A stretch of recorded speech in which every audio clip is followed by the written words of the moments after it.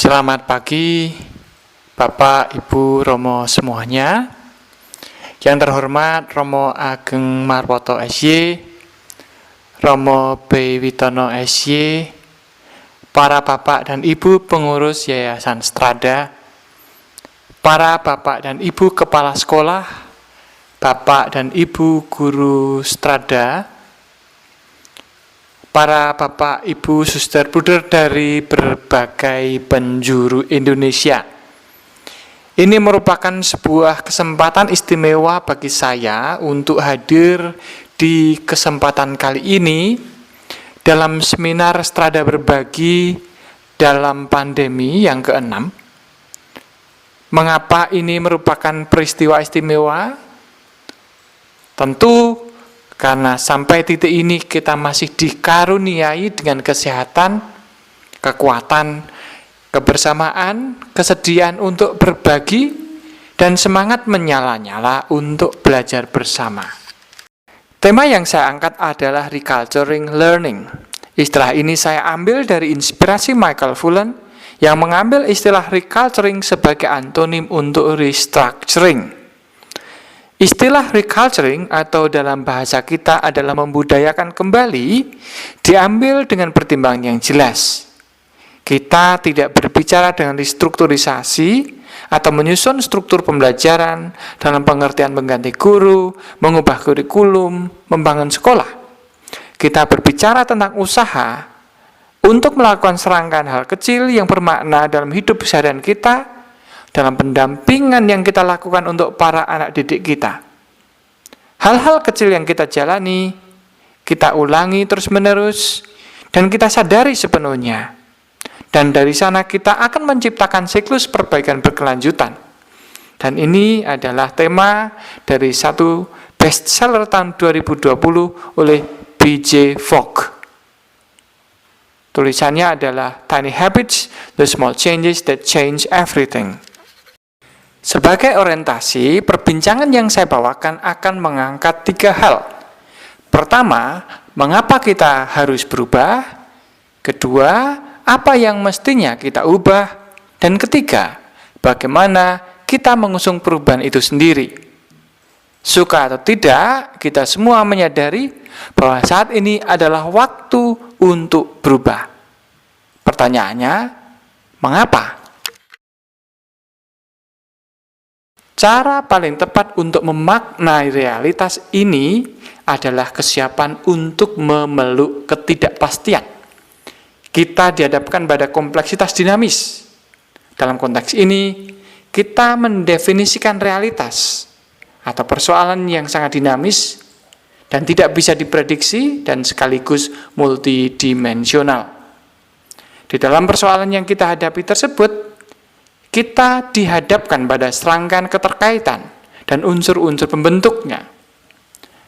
Pemahaman ini membuat kita lebih siap dengan ketidakpastian itu sendiri, karena kita tidak pernah berharap bahwa persoalan yang kita hadapi bisa dijelaskan dalam kerangka sebab akibat yang sederhana saja, sebagaimana yang diharapkan pada cara berpikir lama, yaitu linearitas.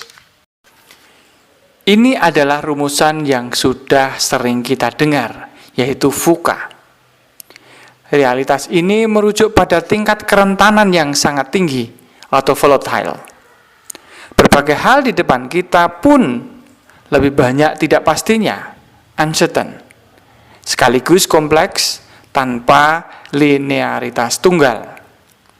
Terakhir, kita juga harus siap menerima bahwa realitas di depan kita penuh dengan ambiguitas atau hilangnya kejelasan.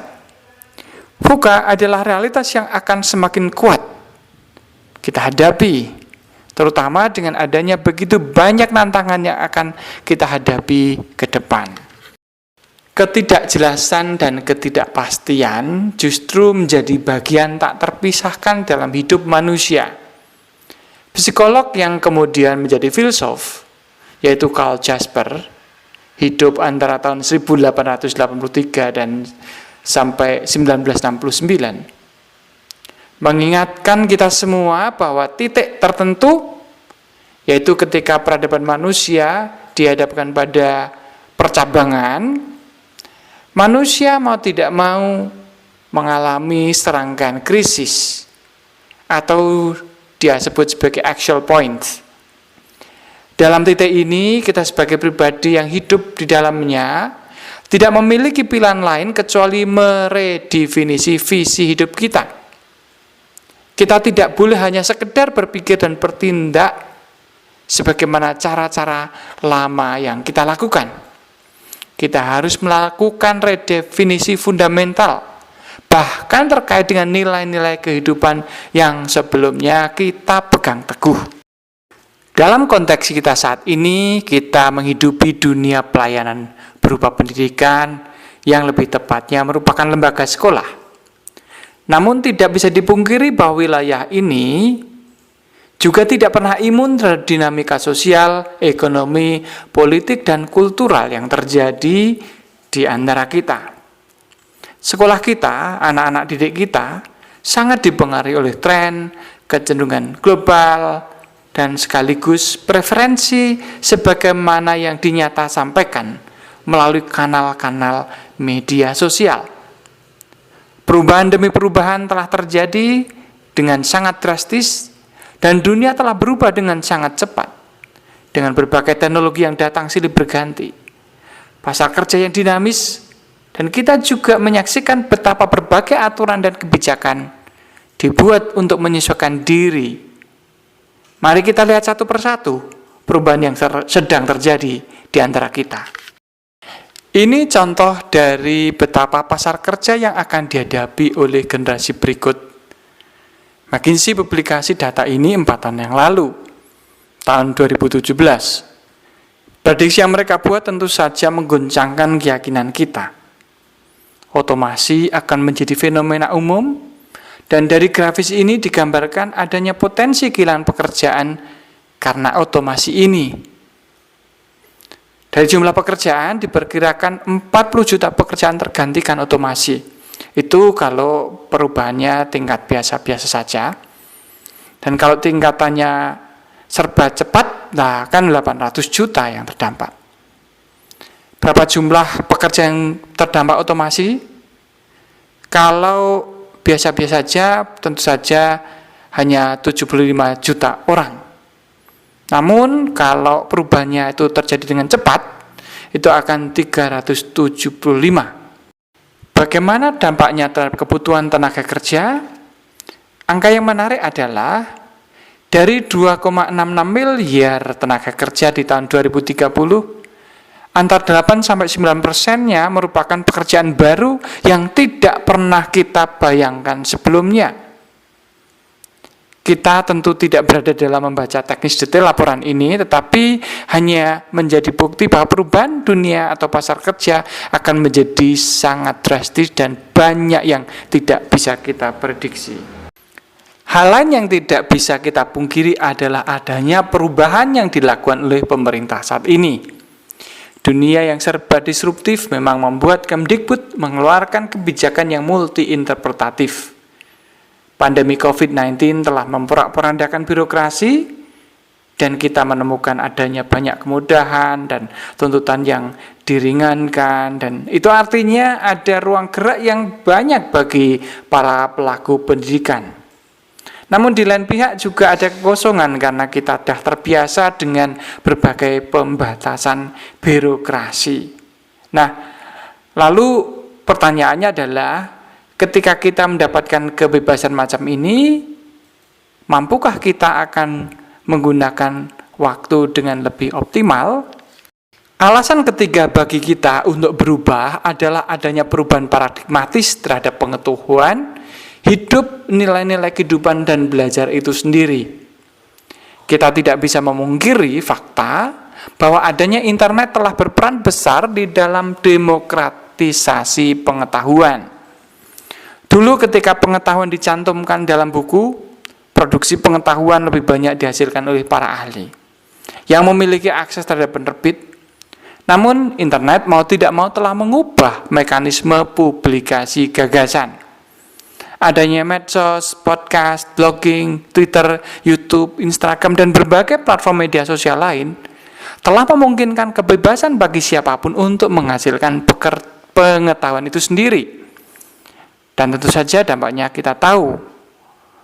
Lalu di satu sisi ada banyak kesempatan untuk membuka wawasan, tapi di lain pihak ada begitu banyak juga kebohongan, hoaxes yang tersebar dengan begitu mudahnya. Namun selain itu kita juga tidak bisa menutup mata bahwa perubahan dari internet ini juga telah mengubah pandangan terhadap konsep moralitas. Dan melalui HP kita itu kita bisa berbuat baik, tapi juga tersedia konten-konten yang dulu merupakan hal yang tabu. Sementara hal-hal yang dulu menjadi private gitu ya, publik, tersembunyi, kemudian tanpa sadar kita bagikan secara publik. Dan yang tidak kalah ketinggalannya adalah redefinisi belajar. Belajar harus berubah. Adanya banyak informasi dan kini tidak cukup hanya melanjutkan gaya lama dalam proses belajar. Belajar saat ini sama dengan melek huruf secara digital atau digital literacy. Ini ditandai dengan 4 hal yang sangat penting. Pertama, kita harus mengajar para siswa kita untuk mencari informasi yang tepat. Kedua, kita harus mengajari mereka untuk menguji validitas informasi. Adanya banyak informasi yang berseliweran dan kita ajak bertanya apakah itu valid. Dan kita harus mengajari mereka untuk menjadi lebih kritis. Ketiga, kita harus memfasilitasi pembelajaran yang memungkinkan para siswa untuk menggunakan informasi untuk menciptakan hal baru. Dan yang terakhir, global citizenship, gitu ya. Kita juga mengajari para siswa kita untuk mempublikasikan hasil pengolahan informasi, kreasi yang mereka hasilkan ke dalam berbagai platform digital. Sebagai ringkasan atas pertanyaan mengapa kita harus berubah, kita telah membicarakan 3 hal. Pertama, karena dunia kerja yang sangat dinamis dan sekaligus makin kompleks. Kedua, ada berbagai perubahan regulasi dalam dunia pendidikan. Dan ketiga, ada perubahan paradigmatis terhadap hidup, nilai kehidupan, dan belajar. Kegagalan kita untuk berubah hanya akan membuat kita sebagai sosok yang kalah dalam pergulatan dalam menghadapi berbagai tantangan. Jawaban dari pertanyaan apakah yang harus kita ubah? Tentu diri kita sendiri. Kita tidak bisa menutup mata bahwa ada begitu banyak hal yang ditawarkan terkait dengan perubahan macam apa yang terjadi di dalam diri saya. Namun kali ini izinkan saya membagi 3 hal mendasar yang sangat relevan dengan upaya untuk membangun kultur demi mutu pendidikan yang unggul. Yang pertama, saya akan membagikan pemahaman saya tentang siapa manusia itu sebagaimana digambarkan oleh Yuval Noah Harari. Selanjutnya saya akan mengangkat tema tentang makna pembelajaran bagi kaum dewasa. Saya akan menggunakan gagasan dari Jack Maziro tentang Transformative Learning Theory. Dan selanjutnya kita akan bersama-sama mengambil satu mindset, yaitu mentalitas berkelimpahan dan berkekurangan. Ketiga hal ini menjadi hal yang harus kita kelola agar kita memiliki fleksibilitas mental yang memadai untuk menghadapi berbagai kondisi yang tidak bisa kita prediksi. Yuval Noah Harari adalah seorang sejarawan.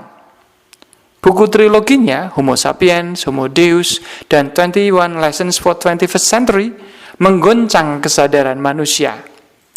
Tulisannya sangat tajam dan karyanya sudah diterjemahkan ke dalam puluhan bahasa. Dan harus kita akui dia adalah salah satu orang yang paling berpengaruh dengan ide-idenya brilian dalam beberapa tahun terakhir. Dan dia menulis bahwa melalui revolusi kognitif selama 70.000 tahun pertama, kemudian diikuti revolusi pertanian selama 12.000 tahun, dan revolusi ilmiah dalam kurun 500 tahun terakhir, Ada begitu banyak yang telah kita pelajari. Manusia adalah pembuat cerita tentang sistem ekonomi, sistem kesehatan, sistem kepercayaan, sistem politik. Tapi manusia yang memang secara fisik merupakan makhluk yang tidak terlalu kuat, tapi karena memiliki kapasitas imajinatif, bisa berteman dengan siapapun, tapi memiliki kreativitas yang luar biasa dan telah melewati berbagai macam bencana dan tetap tumbuh berkembang. Itulah yang membedakan.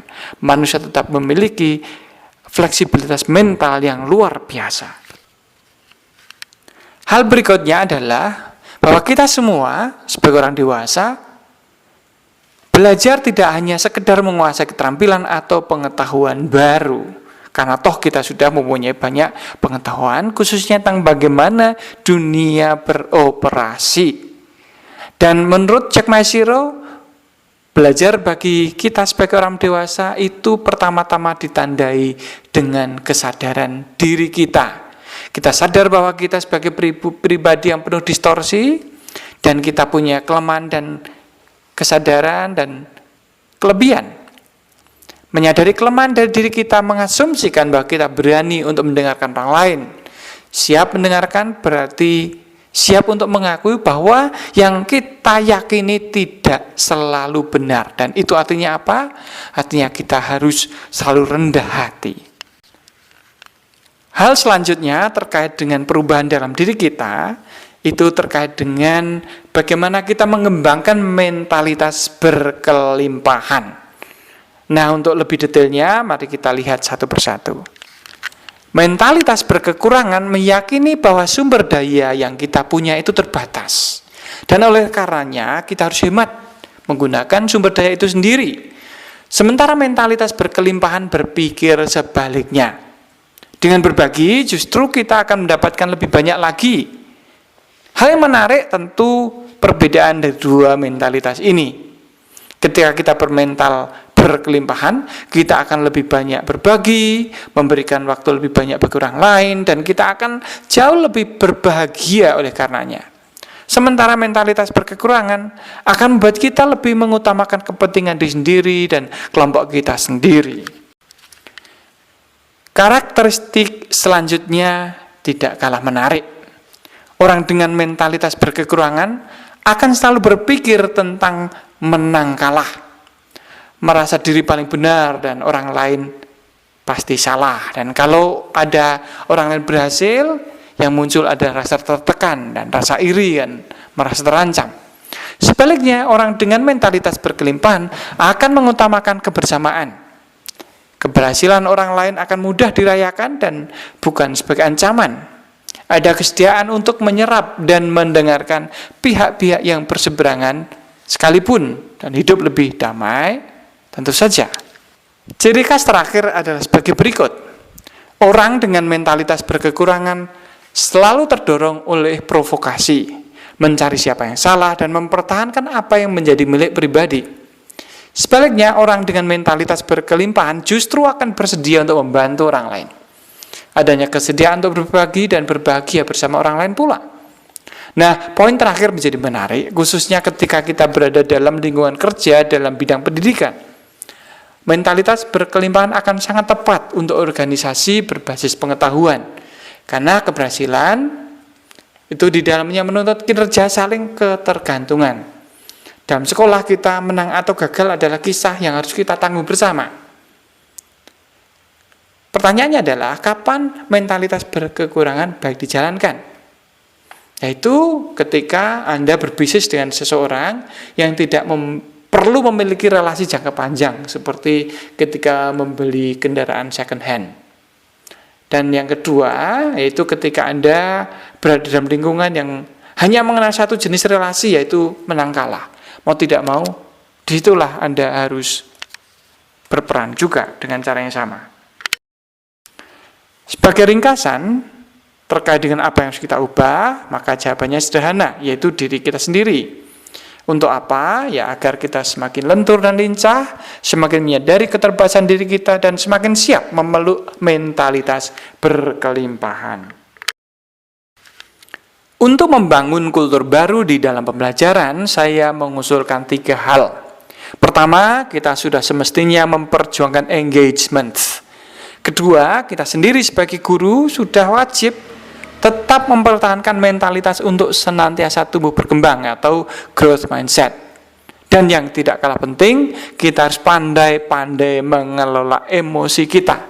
Dan mari kita lihat satu persatu. Engagement sendiri memang membutuhkan tahapan-tahapan, mulai dari sekedar mengikuti perintah atau compliance, dilanjutkan tumbuhnya komitmen, dan komitmen akan bermakna ketika ada kebersamaan dengan orang lain atau connect. Selama mengalami kenyamanan dalam belajar bersama teman-teman, yang muncul selanjutnya adalah pengalaman mengalir atau flow. Nah, tahapan-tahapan itu tidak bisa berjalan begitu saja, dan harus benar-benar kita upayakan. Seperti yang di awal telah disampaikan, B.J. Fogg mengajarkan tiny habits. Pembiasaan hal-hal sederhana, kecil-kecil. Di samping itu, engagement juga terjadi ketika proses belajar diikuti dengan assessment formatif. Assessment ini tidak harus yang selalu rumit, tapi yang sederhana dan langsung memberikan immediate gratification. Dan yang tidak kalah pentingnya adalah keharusan bagi kita para guru untuk menyapa para siswa-siswa kita secara individual. Dan kita harus mengenal mereka masing-masing. Ini yang menarik dari buku Brigg, Lee and Holland. Buku ini memenangkan penghargaan sebagai sebuah karya sosiologis terbaik tahun 1993. Dan yang menarik adalah mereka melakukan kajian empiris terhadap sejumlah sekolah Katolik di Amerika. Temuannya adalah berbeda dengan sekolah-sekolah negeri yang berjumlah antara 1.500 sampai 2.000 siswa di setiap sekolahnya. Sekolah-sekolah Katolik cenderung kecil, dan sekolah-sekolah ini menjadi komunitas-komunitas yang kecil di mana anggotanya mengenal satu sama lain. Dan buku ini menyingkap fenomena menarik, atau istilahnya konsep subsidiaritas, istilah yang dipopulerkan dalam Konsili Vatikan kedua. Di balik konsep ini ada asumsi bahwa manusia tumbuh di dalam makna justru ketika mereka dikenali, diakui, dan disapa secara pribadi. Marilah kita beranjak pada tahap berikutnya terkait dengan growth mindset. Carol Dweck, psikolog dari Stanford University, menemukan bahwa kita sebagai manusia itu berpotensi untuk mengembangkan cara berpikir tertentu. Kita tidak beruntung ketika justru yang berkembang adalah fixed mindset. Kita beruntung ketika kita mengembangkan growth mindset, karena itu membuka peluang untuk tumbuh dan berkembang secara berkelanjutan. Dalam growth mindset ini, berbagai tantangan akan ditanggapi sebagai hal yang menyemangati, bukan mengancam. Tantangan tidak akan dianggap menyingkap kelemahan, namun sesungguhnya kesempatan untuk tumbuh. Berikut ini ciri-ciri umum yang bisa teridentifikasi. Orang dengan fixed mindset akan ditandai dengan keyakinan bahwa intelijensi itu tidak pernah berubah, sudah mentok, tidak bisa diubah lagi. Dan kalau dihadapkan pada tantangan, mereka akan lebih memilih bagaimana cara menghindarinya. Dan ketika ada kesulitan, dipastikan akan mudah menyerah.